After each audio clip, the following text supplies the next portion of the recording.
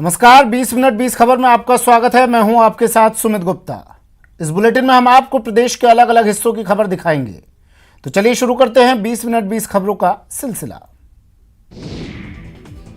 भीलवाड़ा में अबिका के घर वाले जश्न मना रहे हैं। इस जश्न की वजह है यूक्रेन से अबिका की सकुशल घर वापसी। दरअसल जिस तरह से रूस के हमले के बाद यूक्रेन के हालात हो गए हैं, उससे वहां फंसे भारतीय स्टूडेंट्स के परिजन परेशान हैं। किसी को कुछ समझ में नहीं आ रहा है कि अब वहां फंसे स्टूडेंट्स की सकुशल घर वापसी होगी तो कैसे होगी। यही वजह है कि जब भीलवाड़ा की अबिका अपने घर वापस लौटी तो उनके घर खुशियां छा गई। अबिका यूक्रेन के चेनेवित्सी में मेडिकल की पढ़ाई कर रही हैं। अबिका के साथ भीलवाड़ा की अनामिका भी घर लौटी हैं। साथ ही उसके साथ 17 बच्चे फ्लाइट से यूक्रेन से दिल्ली लौटे हैं। अबिका का कहना है कि चेनेवित्सी में यूं तो फिलहाल शांति है, लेकिन यूक्रेन के जो हालात है उसकी वजह से उन्होंने घर लौटकर राहत की सांस ली है। आज वो प्रॉब्लम हुआ था, लेकिन अभी मेरी फ्रेंड को भी नहीं पता कि वो वहाँ पे ऐसा कुछ हुआ भी है ऐसा। और कुछ मेरे फ्रेंड्स हैं जो चेनेवित्सी में ही रुके हुए हैं, वो भी सेफ जोन पे हैं ऐसा, लेकिन वो लोग भी निकलने का ट्राई कर रहे हैं कि अपने निकल जाएं फॉर द सेफ्टी। रूस और यूक्रेन में छिड़े युद्ध के बीच यूक्रेन में पढ़ रहे कोटा के कई स्टूडेंट्स घर वापस लौट आए हैं। इनकी वापसी के मौके पर स्टेशन पर इन्हें लेने आए परिजन भावुक हो गए और तिलक लगाकर फूलों की माला पहनाकर उनका स्वागत किया।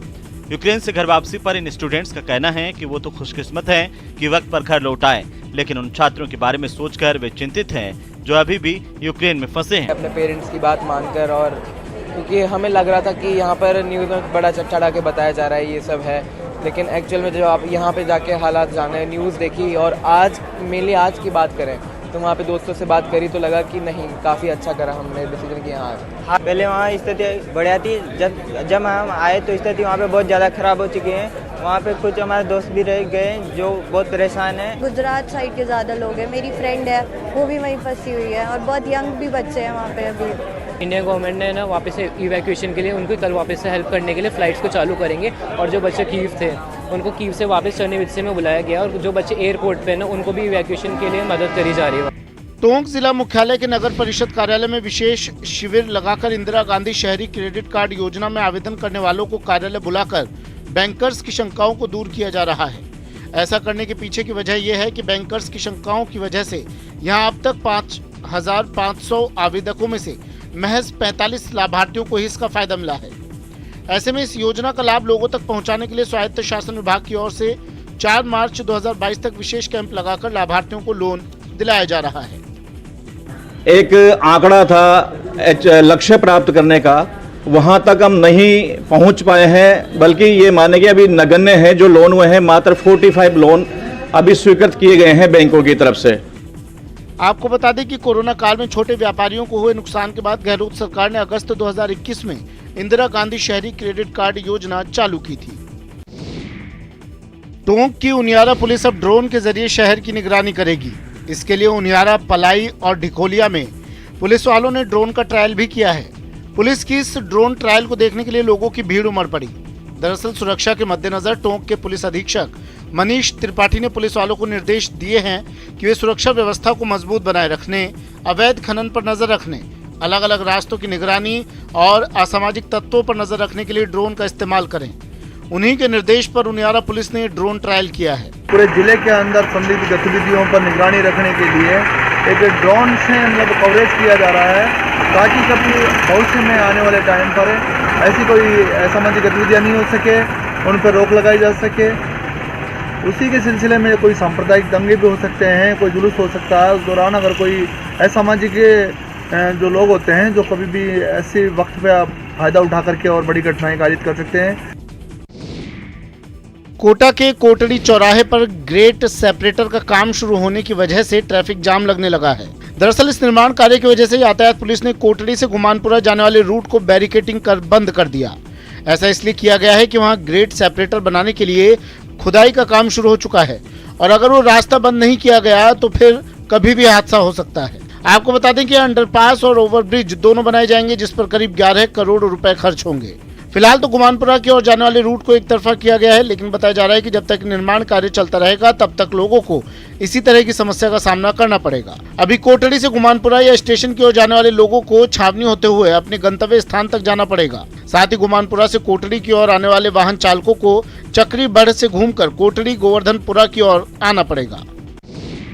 राजसमंद जिले के पुठोल से मचिंद तक सड़क निर्माण का कार्य धीमी गति से चल रहा है। इस वजह से आम लोगों को इस मार्ग से निकलने में काफी दिक्कतों का सामना करना पड़ रहा है। यहाँ सड़क पर मिट्टी डालकर कार्य अधूरा छोड़ देने से दिन भर वाहनों से उड़ती धूल और कंक्रीट आमजन के लिए परेशानी का सबब बन चुकी है। आपको बता दें, राजसमंद जिला मुख्यालय के पास पुठोल से मचिंद तक सड़क को 7 मीटर चौड़ा करने के लिए निर्माण कार्य चल रहा है। सड़क निर्माण का कार्य कछुआ चाल की वजह से अभी सड़क लोगों के लिए सिरदर्द बन चुकी है। कछुए की चाल जैसे बन रहा है, हम लोग रात दिन जाना रहता है बाजार में। राजनगर सर्विस है हमारा, तो वहाँ पे जाने आने में रोज धूल उड़ती है। इतना उड़ती है कि दिखता नहीं है और गिरते हैं। पुठोल से मचिंद की सड़क अभी नई सरकार ने पास की है, लेकिन काफी टाइम हो गया, उसका काम काफी धीमी गति से चल रहा है।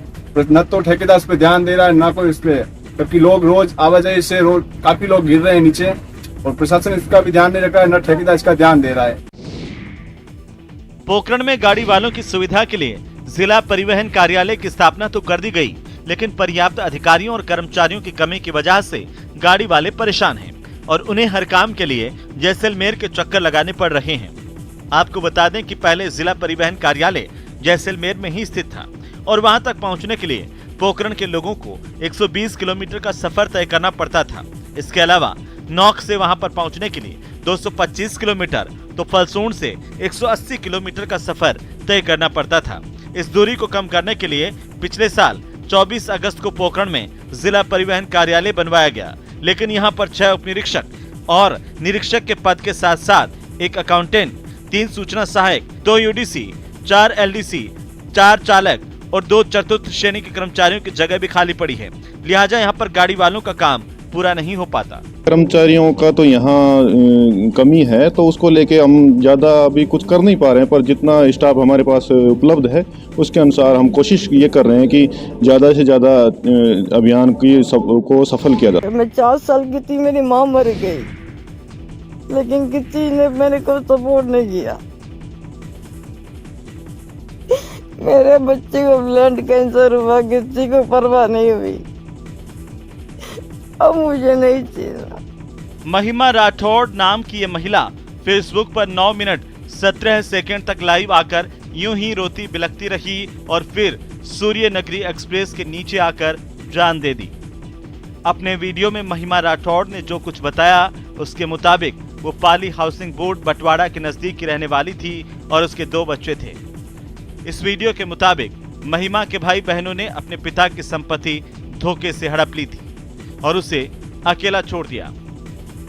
इतना ही नहीं, इस वीडियो में महिमा ये भी कह रही है कि उसके बच्चे को ब्लड कैंसर है जिसका वो इलाज नहीं करा पा रही है और इसी वजह से वो जान दे रही है।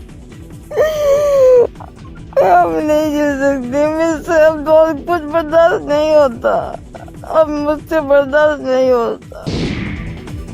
जिस शख्स को लोगों ने पेट से बांध रखा है, उस शख्स पर आरोप है कि उसने शराब पीने के लिए एक शख्स से पैसे मांगे थे। जब उसने पैसे नहीं दिए तो इसने फायरिंग शुरू कर दी और इसी के बाद गांव वालों ने इसे पकड़कर पहले जी भर कर पीटा, फिर इसे पेड़ से बांध दिया। पेड़ से बदमाश को बांधने वाली ये खबर भरतपुर के बयाना की है। यहाँ के चिखरू गांव में इस बदमाश ने 315 बोर के देसी कट्टे को लेकर गांव में वसूली कर रहा था और इसी दौरान जब एक शख्स ने इसे पैसे देने से मना किया तो इसने उस पर फायरिंग कर दी। बाद में किसी तरह गांव वालों ने इसे पकड़ लिया और फिर इसे पीटने के बाद पेड़ से बांध दिया और बाद में इसे पुलिस के हवाले कर दिया। मदद कराया है 3,25,000 मिनट का, जो गांव वालों ने सूचना दी कि बबला और सुरेंद्र को हमने गांव चिकरू में जाटक बस्ती में पकड़ रखा है। इस सूचना पर महेश जी वहाँ पहुँचे थे, जिसको पास तलाशी में कट्टा मिला देसी, जिसको साथ लेकर आए, उसके खिलाफ मुकदमा दर्ज किया गया, जिसे गिरफ्तार किया गया, जिसे न्यायालय में पेश कर।